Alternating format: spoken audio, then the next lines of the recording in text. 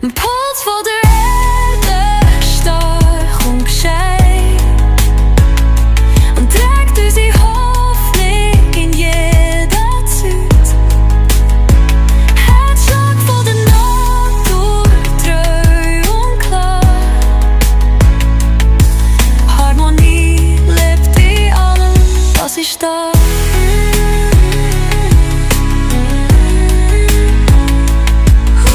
Liebe Freunde, diese Botschaft ist mit viel Herz und Weitblick gestaltet, inspiriert von der Kraft der Technologie, die unsere Gegenwart prägt und unsere Zukunft mitgestaltet. Ausgezeichnet in internationalen Publikationen. Hier treffen bewusstes Leben und Innovation aufeinander und schaffen Verbindungen zwischen den Generationen von heute und morgen.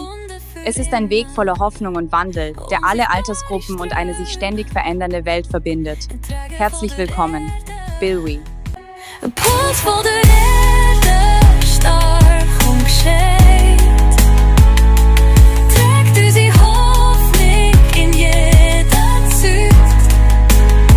Herzschlag von der Natur, treu und klar. Harmonie lebt in allem, was ist da. Lebendig im Treu. Puls voor de erde, stark und gescheit. Trägt unsere Hoffnung. Liebsti. Unter allem fließt eine lebendige Kraft. Sie verbindet die Wurzeln der Bäume, die Ströme der Bäche und den Rhythmus von deinem eigenen Herz. Diese uralte, stille Energie trägt und verbindet alles Leben. Heute spiegelt künstliche Intelligenz die Natur wider.